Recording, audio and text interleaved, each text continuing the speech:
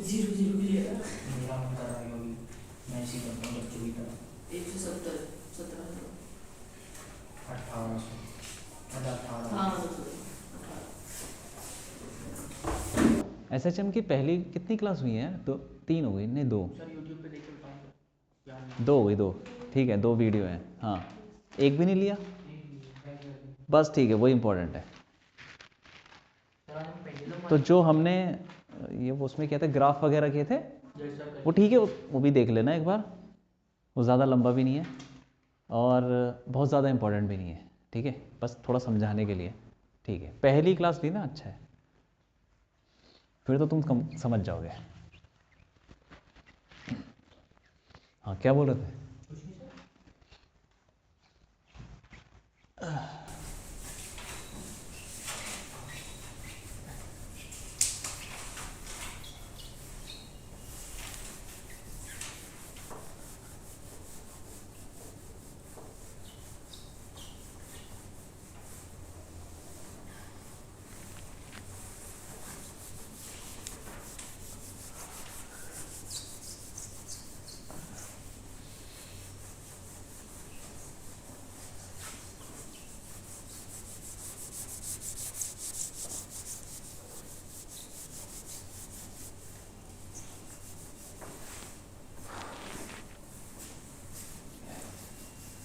ठीक है,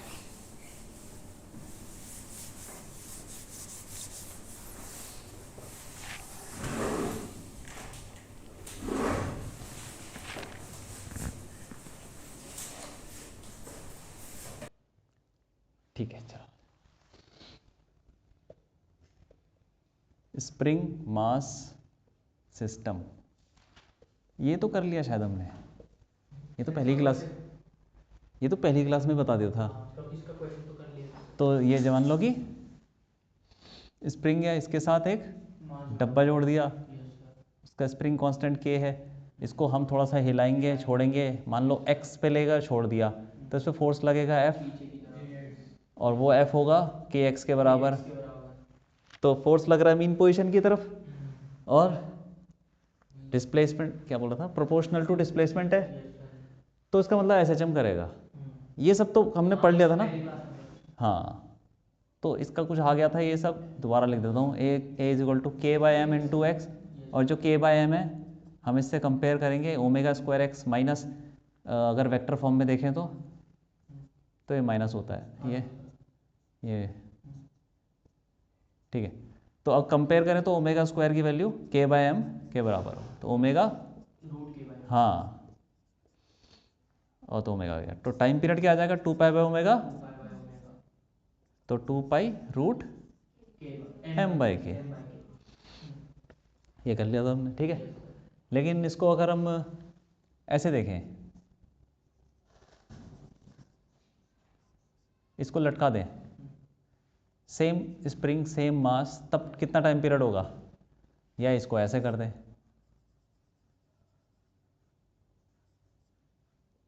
सेम, या इसको ऐसे करें,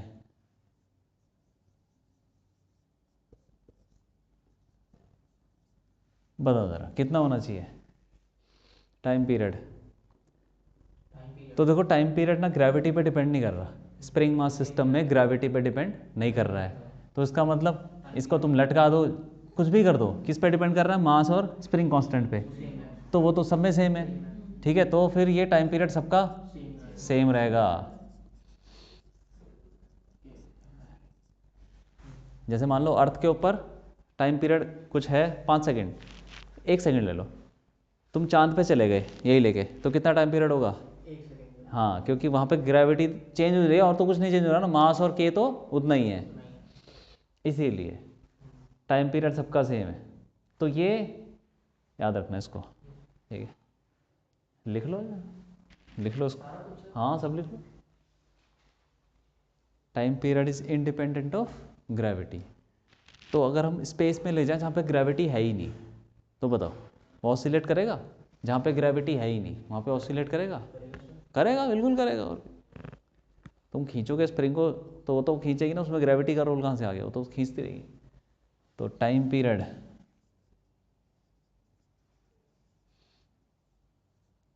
is independent of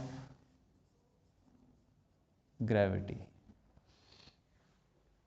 ठीक है, ये कहानी है।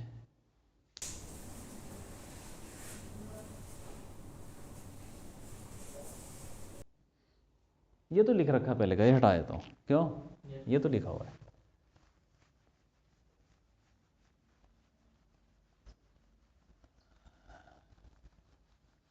ये सेम कहानी है।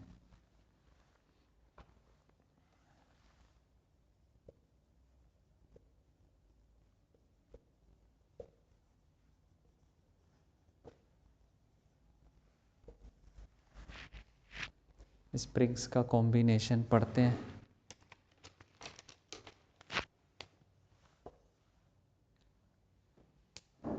कॉम्बिनेशन ऑफ स्प्रिंग मतलब एक से ज़्यादा स्प्रिंग को एक साथ जोड़ दिया, ठीक है, तो कुछ कॉम्बिनेशन बना दिया, 4-5 स्प्रिंग जोड़ दी, तो क्या होगा उसका, कैसे निकालेंगे उसमें टाइम पीरियड? हर स्प्रिंग का टाइम पीरियड एक लेके ऐड करेंगे। अभी देखते हैं।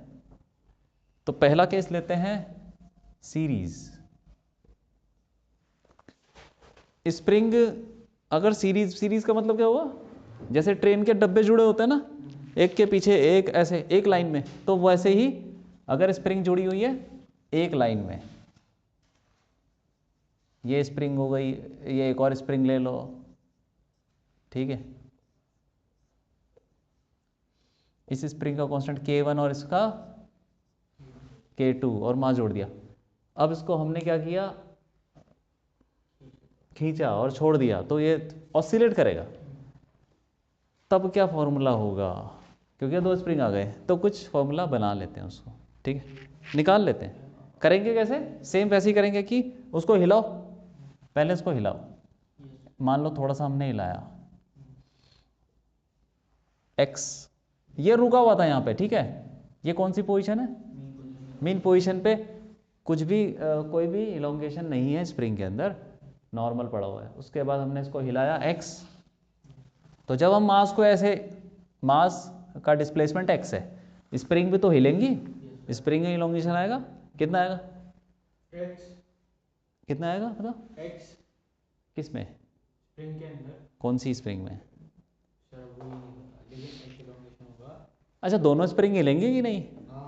दोनों हिलेंगे यार, क्योंकि दोनों पे फोर्स कुछ ना कुछ तो लगेगा ही। तो ये कुछ हिलेगी, ये कुछ हिलेगी। मान लेते हैं कि इसके अंदर इलोंगेशन कितना आया, x1 और उसमें x2, तो दोनों के अंदर जितना इलोंगेशन आएगा वो किसके बराबर होगा? उसका सम किसके बराबर? x के बराबर। तो x1 प्लस x2, ठीक है। अरे तुमने इसको खींचा मान लो 10 सेंटीमीटर, तो थोड़ा सा ये खींचेगा, थोड़ा वो खींचेगा, जो भी खींचेगा, दोनों का सम क्या होगा? 10 के, हाँ, x के बराबर होगा। अब आगे बढ़ते हैं, क्या करें? ये सब निकालना पड़ेगा हमको। अच्छा, इस पे देखो फोर्स कितना लगेगा, इधर ही तो लगेगा फोर्स, कितना लगेगा बता दो? F इज इक्वल टू क्या, क्या बताओ? कौन सा K? Sir KX+1 plus KX2। कितना फोर्स लगेगा बोलो? जैसे फिर थोड़ा दिमाग लगाओ, ये तो यार पढ़ रखा है हमने, बताओ। क्या सर एक बार? अरे फोर्स कितना लगेगा, फोर्स पढ़ा है ना हमने लॉज ऑफ मोशन में, बताओ जरा बताओ। फिर इसके अंदर हमारा स्प्रिंग कांस्टेंट सर सेम होगा sir, K into X1 plus X2। Sir मेरे हिसाब से तो हाँ बताओ बताओ, बोलो बोलो। KX1 K1 X1 इंटू या प्लस, एक मिनट, हाँ तुम बताओ। Sir KX1 plus KX2। K कहाँ है? K1 K1 X1 K2 plus K2 X2। क्यों? सर दोनों अलग अलग स्प्रिंग है ना, तो मान तो एक ही है, तो सर KX ही लगेगा सर। अरे लॉज ऑफ मोशन कैसे लगाते हैं, ऐसे लगाते हैं क्या? कौन लगा रहा फोर्स डब्बे पे, कौन लगा रहा है बताओ? कौन लगा रहा है डब्बे पे फोर्स? हाँ, K2 स्प्रिंग लगा रही, K2 ही जो जुड़ी हुई है। K2 कितना फोर्स लगाएगी, जितना उसका स्प्रिंग फोर्स होगा, कितना होगा बोलो जल्दी। इसका स्प्रिंग फोर्स तो K2 X2। बस तुमने 100 स्प्रिंग जोड़ दी भाई, डब्बे पे तो वही लगाएगी जो उससे जुड़ी होगी। यहाँ पे इसके अंदर कितना फोर्स है, K2 X2, और वही तो लगाएगी डब्बे पे। ये पीछे जो भी लग रहा होगा उसको नेग्लेक्ट नहीं यार, वो नहीं लग रहा होगा। हाँ ठीक है, K2 इंटू X2, ठीक, ये लगा रही है। K1 X1 कहाँ से आ गया, ये नहीं है। ऐसा नहीं होता कि इसका फोर्स दोनों का, दोनों दे रखे तो दोनों ऐड कर दो यार, सही से लगाओ, ठीक है। हाँ अब देखो, एक तो हमने देख लिया फोर्स, और क्या देखे हैं, एक चीज़ देखो यहाँ पे, ये एक पॉइंट ले लो, दोनों स्प्रिंग के बीच में एक पॉइंट है, इसका मास कितना है, इसका मास, हाँ बताओ। अरे पॉइंट का क्या मास होता है, m। इसका मास कितना होगा पॉइंट का, क्या होता है पॉइंट का मास, पॉइंट का मास क्या होता है,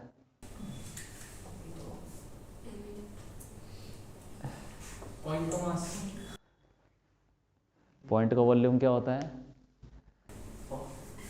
0 सर। पॉइंट का वॉल्यूम तो वही होगा ना जो स्प्रिंग का वॉल्यूम होगा, 0 सर। पॉइंट का एरिया क्या होता है, क्या होता है बताओ, क्या होता है पॉइंट का एरिया,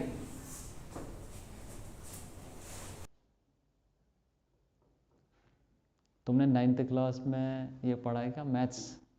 अच्छा, उसमें वो पढ़ाते हैं ना कि एक्सियम और कुछ कुछ पोस्टुलेट्स, ये सब पढ़ाते हैं, तो उसमें ये नहीं बताते कि लाइन का एरिया विड्थ क्या होती है, पॉइंट का एरिया क्या होता है, लाइन की क्या विड्थ होती है, यूक्लिड ज्योमेट्री। वो तो सिर्फ चैप्टर ही नहीं था, चैप्टर अरे ठीक है यार, इसका मतलब तुम्हें पता ही नहीं होना चाहिए। सर पढ़ाया ही नहीं, पढ़ाया नहीं, मुझे तो पता ही नहीं है कि पॉइंट क्या होता है। पढ़ाया नहीं तो पता कैसे होगा सर।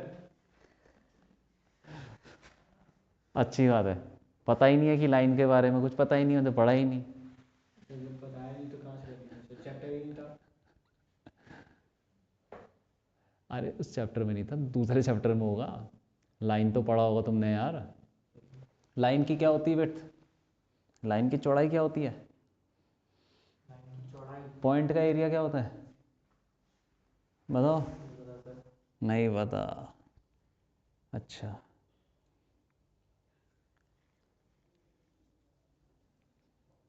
क्या होता है बताओ, कितना होता है पॉइंट का एरिया। अच्छा पॉइंट का मतलब क्या होता है, जैसे मान लो कोऑर्डिनेट ज्योमेट्री है 2,3, ये पॉइंट है, इसका एरिया बताओ क्या है। 2,3 का एरिया, हाँ 2,3 जिस जगह पे उस जगह का एरिया, उस पूरे का एरिया नहीं बताना, उस डॉट का पॉइंट, उस डॉट का, डॉट का एरिया उस डॉट का एरिया बताओ। 6, वो अंदर का एरिया, डॉट का, ये इसका एरिया होगा क्या, ये जो काला काला है, नहीं नहीं, फिर क्या होगा काले काले का एरिया, पॉइंट का एरिया 0 नहीं होता क्या, क्यों, लाइन की विड्थ क्या होती है, इसकी चौड़ाई कितनी होगी, मोटाई, मोटाई 0, ठीक है, लाइन की चौड़ाई 0, पॉइंट का एरिया, ठीक है समझ में आ गया। इस पॉइंट का मास 0, और अगर तुम मतलब ऐसे सोचोगे कि ये पॉइंट कैसे हो गया, तो ये तो लोहा होगा कुछ स्प्रिंग का, तो उसको नेग्लिजिबल ले लो यार, क्या है, जब स्प्रिंग ही मासलेस है, स्प्रिंग का कोई मास नहीं लेते हम मासलेस, तो इसका क्या ही मास होगा, लगभग 0। जिस पॉइंट का ठीक है मास 0 हो गया उस पॉइंट का, तो नेट फोर्स कितना लगेगा उस पर, 0 लगेगा, नेट फोर्स 0, क्योंकि मास इंटू एक्सेलरेशन होता, तो मास ही नहीं है तो क्या नेट फोर्स 0। तो इसके ऊपर कौन कौन फोर्स लगाएगा, मतलब पॉइंट पे कौन फोर्स लगाएगा, ये दोनों स्प्रिंग जोड़ी हुई हैं, दोनों स्प्रिंग फोर्स लगाएंगी, एक ये कहाँ लगाएगी, इधर, और वो उधर, ठीक है, तो कितना लगाएगी इधर, ये वाला K1 X1, और वो बस ये दोनों फोर्स क्या होने चाहिए, इक्वल क्योंकि नेट फोर्स 0 है। 0 है तो K1x1 इक्वल टू K2x2।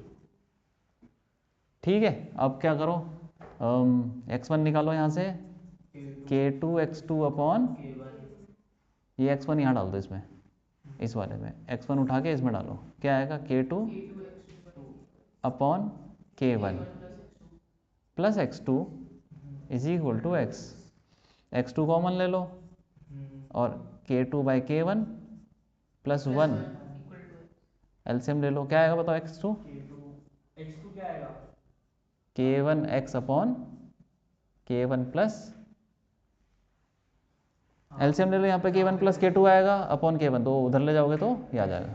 अब इस x2 को उठा के यहाँ डाल दो, फोर्स क्या आ जाएगा K2 K1x upon, force is proportional to x। यहां से नहीं पता चल रहा था कि फोर्स प्रोपोर्शनल टू x है कि नहीं है, अब हो गया फोर्स प्रोपोर्शनल टू x2। ये SHM नहीं है, SHM तो तब होगा जब फोर्स प्रोपोर्शनल टू उसका x, जिसका डिस्प्ले मतलब मास का डिस्प्लेसमेंट, ऐसे नहीं कि कोई भी डिस्प्लेसमेंट, मास का डिस्प्लेसमेंट के प्रोपोर्शनल होना चाहिए। वो प्रूफ कर दिया हमने। इसका मतलब ये क्या कर रहा होगा SHM, और फोर्स लग रहा है टुवर्ड्स मीन पोजीशन, या SHM कर रहा है। तो अब ये जो इसका मास कर दो, mass into acceleration is equal to K2 K1 upon into x upon K1 plus K2। ठीक है। अच्छा तुम ऐसे लिख सकते हो कि इसको अगर हम इक्विवेलेंट एक सिस्टम बनाएं तो इसका हम इक्विवेलेंट ऐसे बना सकते हैं, जैसे रेजिस्टेंस तुमने पढ़ा होगा, रेजिस्टेंस सीरीज में पैरेलल में ये सब पढ़ा है। ठीक है, तो क्या करते हैं, दो रेजिस्टेंस की जगह पे एक रेजिस्टेंस लगा देते हैं, उसको बोलते हैं इक्विवेलेंट रेजिस्टेंस। ऐसी दो स्प्रिंग को हटा के एक स्प्रिंग लगा देते, उसको बोल दिया इक्विवेलेंट स्प्रिंग, और उसका स्प्रिंग कांस्टेंट हो गया इक्विवेलेंट स्प्रिंग कांस्टेंट, के इक्विवेलेंट, और मास उतना ही है। ठीक है, तो इसका क्या होगा, मतलब इसको हिलाएंगे तो उतना ही डिस्टेंस पे x पे हिला दिया, फोर्स लगेगा F इज इक्वल टू के इक्विवेलेंट x। सही है कि नहीं? अगर ये दोनों सिस्टम इक्विवेलेंट है, इसका मतलब इन दोनों की इक्वेशन भी सेम होनी चाहिए। क्यों? फोर्स की इक्वेशन, तो फोर्स में ये आ रहा है और फोर्स में वो आ रहा है, दोनों को कंपेयर करो, के इक्विवेलेंट क्या आएगा बताओ? क्या सर, के इक्विवेलेंट, दोनों कंपेयर करो, इस वाले को और इस वाले को, ये K2x। हाँ, तो ये जो बच गया ये x के साथ, यही तो k है, के equivalent K1 K2 upon K1 plus, ये बात है। इसको ऐसे भी लिख सकते हैं, 1 upon K equivalent is equal to 1 upon K1 plus, करके देखो यही आएगा। ये वही फॉर्मूला है वो जो तुमने रेजिस्टेंस में पढ़ा होगा ना, पैरेलल में जुड़े हुए रेजिस्टेंस, तो ऐसे लगाते हैं 1 अपॉन, वही। जब स्प्रिंग लगे सीरीज में तो ये लगाओ, सर सीरीज में या पैरेलल? क्या है, सीरीज, रेजिस्टेंस वाले में पैरेलल। होने दो, रेजिस्टेंस तरीका अलग है, समझ में आया ये? हाँ ठीक है, लिख लो उसको। सीरीज में जब स्प्रिंग्स जुड़ी हुई हो तो ये फॉर्मूला लगा के हम इक्विवेलेंट निकालते हैं। तो अब हमारा सिस्टम क्या बन जाएगा, टाइम पीरियड क्या आ जाएगा, 2 pi root m upon K equivalent, और के इक्विवेलेंट की जगह पे ये डाल दो, तो टाइम पीरियड आ गया हमारा, क्या आएगा, इसको डालो तो हाँ, m into K1 plus K2 upon K1 K2। ठीक है, स्प्रिंग सीरीज में हो तो ऐसे निकालना है, इक्विवेलेंट, और फिर फॉर्मूले में डाल दो।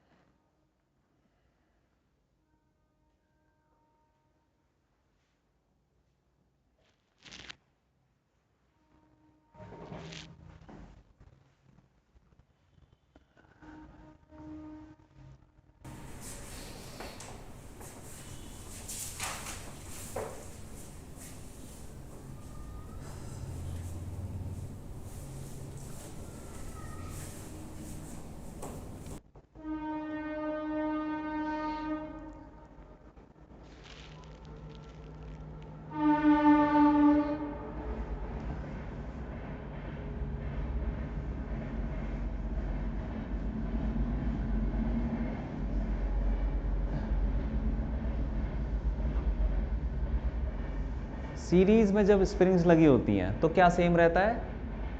देखो इसका स्प्रिंग फोर्स कितना है? K1X1 और इसका, और दोनों क्या है? इक्वल। हाँ, इसका मतलब जो स्प्रिंग सीरीज में होती है उनके अंदर जो स्प्रिंग फोर्स होता है वो इक्वल होता है। हाँ, स्प्रिंग फोर्स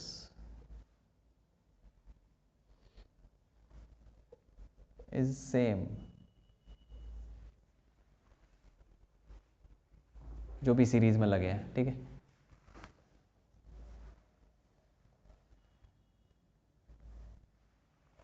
अब देखते हैं पैरेलल देखते हैं। हाँ लिख लो लिख लो।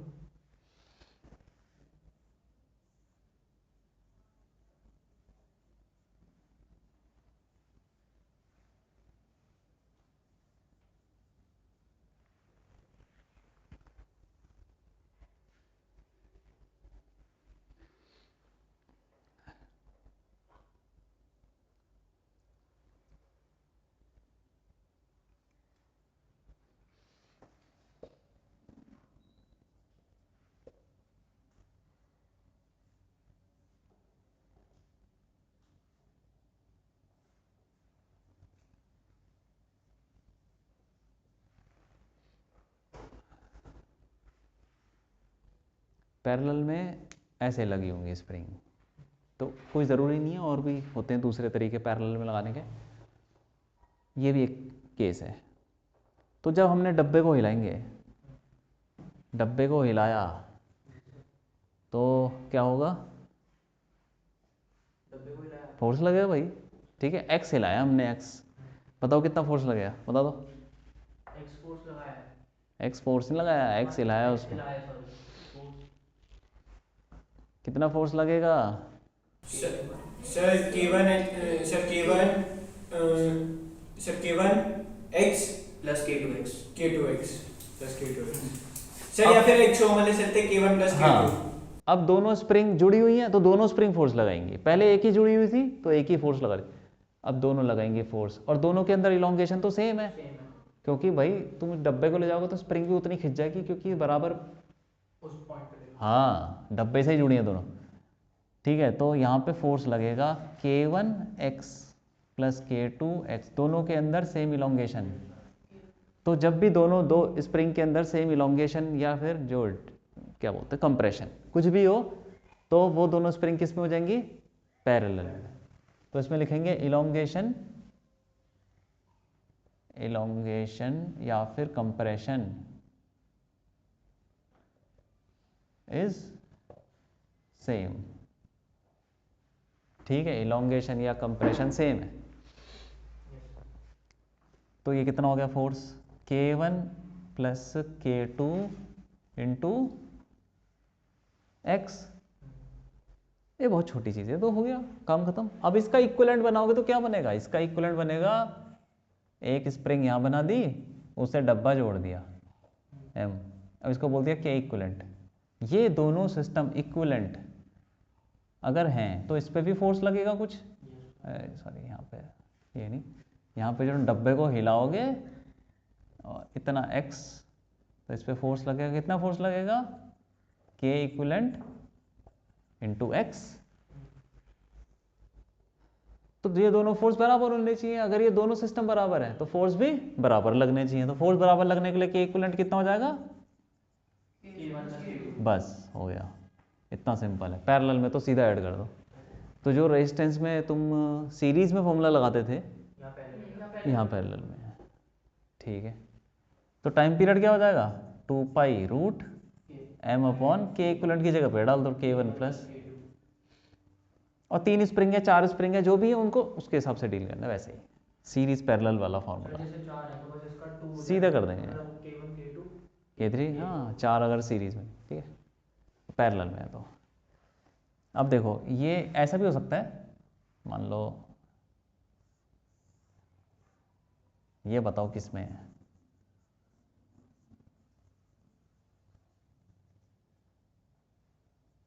बताओ ये मतलब सीरीज में या पैरेलल? सीरीज या पैरेलल बता दो। Sir parallel. पैरेलल में है, यस सर। क्यों? सर क्योंकि दोनों स्प्रिंग अलग अलग K लगा रही है, मतलब जैसे सीरीज में एक मतलब जैसे K2 स्प्रिंग फोर्स लगाएगी बॉक्स पे, इसमें दोनों अलग अलग लगा दो। इसमें देखो डब्बे को तुम हिलाओगे तो इसमें इलोंगेशन होगा, उसमें कंप्रेशन होगा, दोनों में सेम होगा क्या? हाँ, बस यही है, दोनों में सेम है। जो भी डिफॉर्मेशन है इसका मतलब वो किस में होंगे? Parallel, parallel. ठीक है, इलोंगेशन या कंप्रेशन जो भी है वो सेम होना चाहिए, तो इसमें सेम आ रहा है ना, इसीलिए ये पैरेलल है। तो ये भी एक पैरेलल का केस है। तो इसमें भी K इक्वलेंट आएगा K1 + K2। ठीक है, लिख लो पैरेलल वाला तो इजी है। ये लिख लिया सीरीज। ठीक है,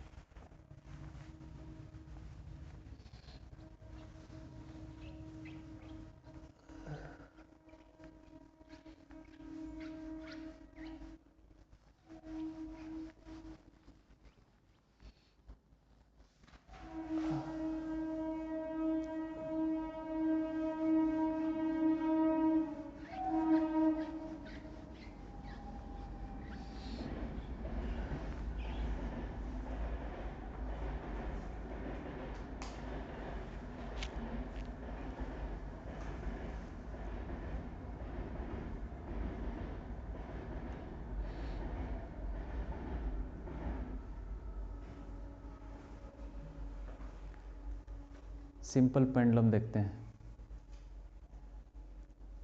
सिंपल पेंडुलम मतलब एक बॉल को, मास को तुमने रस्सी से लटका दिया। लिखे? लिख लो।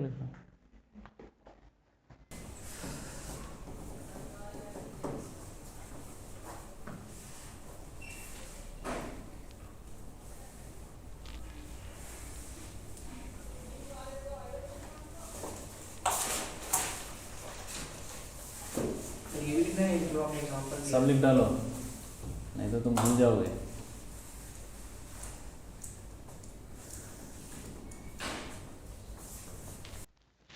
ठीक है, सिंपल पेंडुलम क्या हुआ, एक मास ले लिया, उसको धागे से लटका दिया, बस यही है सिंपल। उसको हिलाएंगे तो वो ऑसिलेट करेगा। देखते हैं, तो ऐसा कुछ है।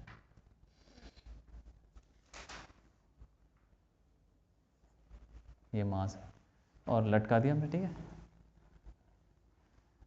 अब इसको हम हिलाएंगे तो कैसे हिलाएंगे? ऐसे, मान लो इतने पे ले गए, इतने एंगल पे ले गए, ऐसे कुछ करके, और उसका छोड़ दिया, तो कुछ तो ऑसिलेट करेगा ये, तो उसका भी कुछ टाइम पीरियड होगा, तो वो टाइम पीरियड निकालते हैं इसमें। कैसे निकालेंगे? मान लो कि इसकी लेंथ है L और इसका मास है M। अभी बताओ बॉडी क्या कर रही है? ट्रांसलेशन कर रही है या रोटेशन कर रही है? सोच के बताओ। सर इसमें ट्रांसलेशन होगा। ट्रांसलेशन? जी सर। कैसे? ट्रांसलेशन का मतलब होता है कि उसकी वेलोसिटी एक डायरेक्शन में है, वो ट्रांसलेशन। रोटेशन होगा ना सर। कोई बॉडी अगर घूम रही है तो उसको बोलते हैं रोटेशन। तो ये घूम रही है ऐसे ऐसे, वो पूरा चक्कर नहीं मार रही लेकिन सर्कल में तो चल रही है ना, तो रोटेट कर रही है, मतलब उसमें रोटेशन हो रहा है। तो जैसे हम पढ़ते हैं acceleration is equal to -ω²x, ये होता है ट्रांसलेशन में। ट्रांसलेशन में अगर SHM हो रहा है, ऐसे लिखो SHM इन ट्रांसलेशन, तो SHM इन रोटेशन में क्या होगा भाई? सोचो, ये हमने वो टेबल बनाई थी ना रोटेशन में कि मास यहाँ पर होगा तो वहाँ मोमेंट ऑफ इनर्शिया होगा, यहाँ पे क्या होता है? फोर्स, तो वहाँ टॉर्क होता है, और यहाँ पे क्या होता है? मोमेंटम, तो वहाँ एंगुलर मोमेंटम, ऐसे करके रोटेशन। हाँ, एक्सेलरेशन की जगह पे क्या आ जाएगा? Alpha, angular acceleration is equal to, ये सेम रहता है ω², ये फ्रीक्वेंसी है क्योंकि, ठीक है। और एक्स की जगह पे क्या आ जाएगा बोलो? सोचो देखो टेबल में देखो, थीटा आ जाएगा, एंगुलर डिस्प्लेसमेंट। ठीक है, ये चीज़ है, तो इसका यूज़ करेंगे यहाँ पे क्योंकि रोटेट कर रही है बॉडी। अब क्या करें? हाँ, तो ये मान लो थीटा है,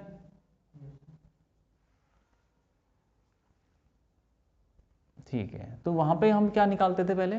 फोर्स ट्रांसलेशन। अभी तक जैसे स्प्रिंग मास सिस्टम किया तो उसमें उसको हिलाया और उसके बाद उसमें फोर्स निकाला, तो यहाँ पे क्या निकालेंगे इसमें? फोर्स की जगह पे क्या निकालेंगे बताओ? टॉर्क निकालेंगे, टॉर्क। ठीक है, फोर्स की जगह टॉर्क। टॉर्क, इस पे टॉर्क। तो पहले बताओ फोर्स कौन सा? टॉर्क के लिए हमें टॉर्क का फॉर्मूला क्या होता है बताओ? Force into displacement. हाँ, force into perpendicular, perpendicular distance, हाँ, from the axis of rotation. याद है कि नहीं है? अभी देखो निकल जाएगा फॉर्मूला। तो पहले बताओ फोर्स कौन कौन से लग रहे हैं इस पे बताओ? टेंशन mg, टेंशन लग रहा है, बिल्कुल सही है, और mg लग रहा है, बिल्कुल सही है। दो फोर्स लग रहे हैं, इसके अलावा कुछ नहीं लग रहा। अब किसके अबाउट घूम रहा है ये? इसके अबाउट। इसको ओ ले लो, हाँ जो भी है। तो torque about O is equal to, पहला टेंशन ले लो, टेंशन का टॉर्क कितना होगा बताओ? सोच के बताओ, तुमने कर रखा है सब कुछ यार, तो बच्चों वाली चीज़ है। टेंशन का टॉर्क, टॉर्क कैसे निकालते हैं टेंशन का जीरो होगा। देखो थोड़ा सा बता दो दोबारा। मान लो फोर्स लग रहा है ऐसे, ठीक है, और किसी पॉइंट पे फोर्स लग रहा है और तुम्हें निकालना है इसके अबाउट, इसके अबाउट निकालना है, तो तुम क्या करोगे? फोर्स की डायरेक्शन को खींच दोगे लंबा, और इस जिसके अबाउट निकालना है वहां से परपेंडिकुलर डालो उसके ऊपर, और वो उसको आप बोलते हैं आर परपेंडिकुलर। तो टॉर्क होगा हमारा एफ इंटू आर परपेंडिकुलर, बस एफ इंटू आर परपेंडिकुलर हो जाएगा टॉर्क। समझ में? फोर्स जैसे लग रहा है उसकी डायरेक्शन में एक लाइन खींच दो, और जिसके अबाउट निकालना है वहां से परपेंडिकुलर डालो उस लाइन पे, वो फोर्स इंटू परपेंडिकुलर डिस्टेंस, यही टॉर्क है बस। अब ध्यान से बताओ, टेंशन का टॉर्क जीरो, क्योंकि टेंशन पास कर रहा है, टेंशन इस डायरेक्शन में, इसी लाइन को आगे बढ़ा दो, पूरा बढ़ा दो, लो ऐसे बढ़ा दो आगे, और इसी पॉइंट से इसी लाइन पे परपेंडिकुलर डिस्टेंस डालो, वो जीरो है। अगर ये लाइन है टेंशन की, ये लाइन है और ये पॉइंट है, तो इस पॉइंट से इस लाइन पे परपेंडिकुलर क्या डालोगे? कुछ है ही नहीं, पर डिस्टेंस तो तब होगा ना जब ये पॉइंट कहीं और होगा, ये तो लाइन के ऊपर ही है, तो परपेंडिकुलर डिस्टेंस जीरो हो गया। तो इसीलिए टेंशन का torque zero, tension into R perpendicular zero, plus इसका टॉर्क होता है mg का। mg की डायरेक्शन में एक लाइन खींच दो लंबी सी, और उसके बाद उस पॉइंट से परपेंडिकुलर डालो और फिर निकालो। बताओ क्या होगा बताओ? mg r, हाँ, mg की डायरेक्शन में एक लाइन खींच दो, ऐसी है, और यहाँ से परपेंडिकुलर डालो ये, और इसको कुछ नाम दे देते हैं, r बोल दो चलो, mg इंटू आर। लेकिन r कैसे निकालोगे आप बताओ? सर वो cos थीटा का फॉर्मूला लगा, हाँ, ये देखो, ये थीटा है तो ये कितना होगा? ये भी थीटा होगा, थीटा होगा, और ये भी लेंथ है पूरी। हाँ सर, अब ये देखो, इस ट्राइंगल में ट्रिग्नोमेट्री से कुछ तो निकाल ही सकते हैं, तो क्या लगाते हैं इसमें? हाँ सर, साइन थीटा लगा दो, सर इसमें sin थीटा लगेगा, r by l आएगा। R by L. सही है, ये सही है, यस सर, क्यों समझ में आ रहा है? हाँ, नहीं यार तो बता देना। तो आर क्या आ जाएगा? L sine theta. टॉर्क की डेफिनेशन यही हमने पढ़ी थी ना, याद नहीं है? अब आर की जगह पे ये डाल दो एल साइन थीटा, तो टॉर्क क्या आ जाएगा? टॉर्क अबाउट हो एम जी एल,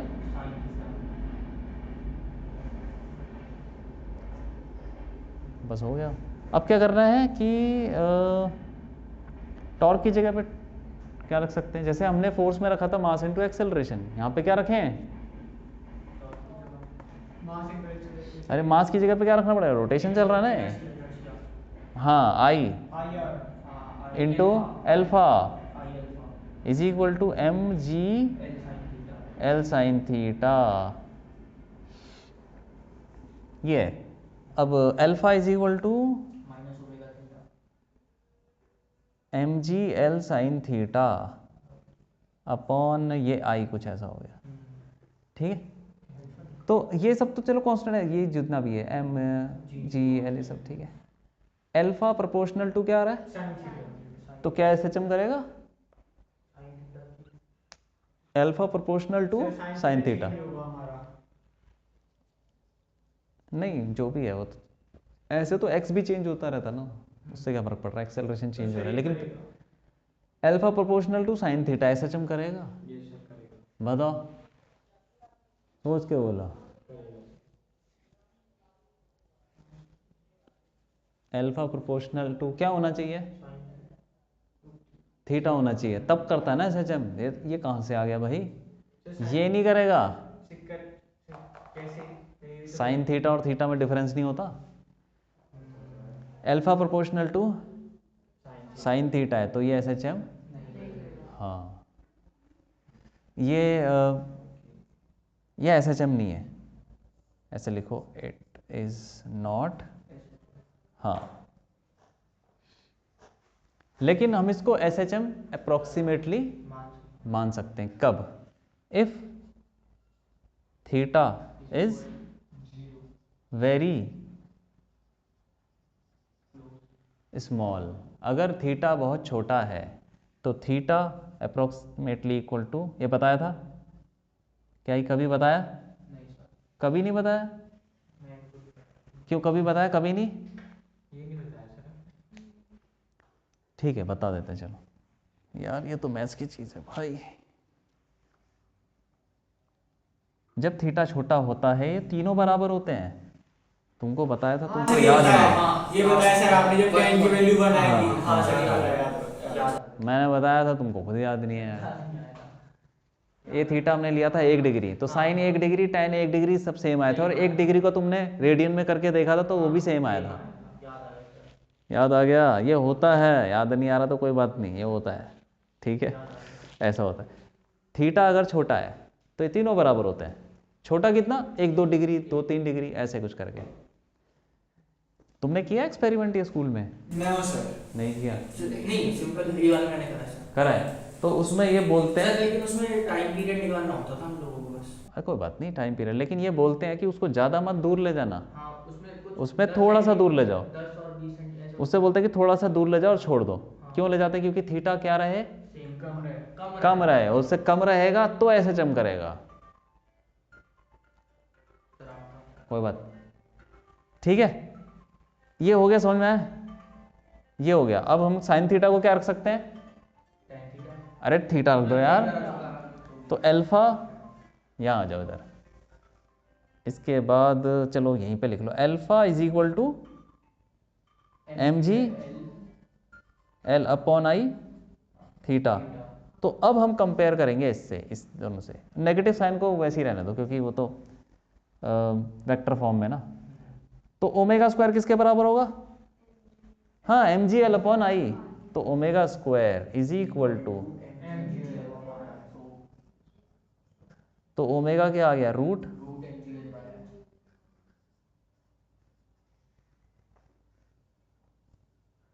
तो टाइम पीरियड क्या आ जाएगा 2 पाई बाय ओमेगा, तो क्या हो जाएगा इसको root I upon M G L. अब I moment of inertia I होता है, इसका कितना है बॉल का moment of inertia about this, वो घूम रहा है ना ऐसे सर्कल में, उसका रेडियस क्या है भाई,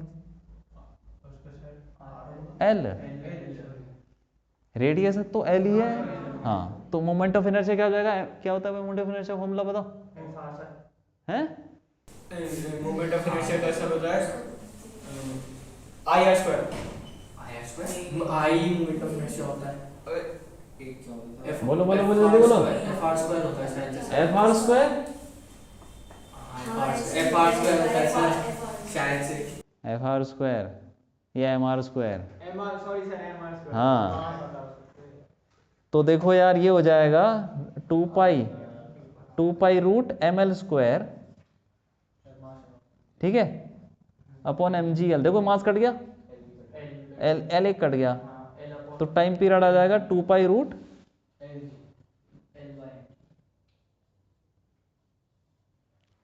एल बाय जी, भाई यही फॉर्मूला देखा है ना, तो ये आ गया टाइम पीरियड। ये कब लगेगा, जब थीटा बहुत छोटा है, तब भी अप्रोक्सीमेटली है ये, लेकिन जो स्प्रिंग मास सिस्टम है उसमें कोई अप्रोक्सीमेशन नहीं है, वो तो तुम कितना भी खींच लो उसको, बस स्प्रिंग सही काम करनी चाहिए, वो एस एच एम करता है, लेकिन ये एस एच एम नहीं करता, इसको हमें अप्रोक्सीमेट करना होता है। ठीक है, ठीक है, लिख लो उसको।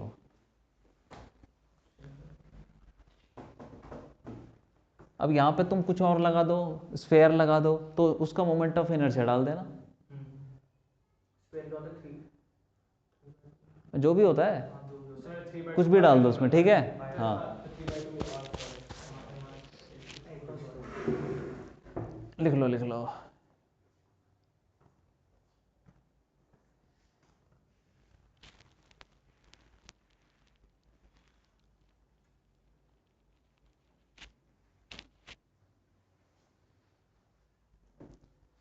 ठीक है, चलो बहुत है यार इतना, मतलब अभी रुक जाओ, वीडियो बंद कर देता हूँ।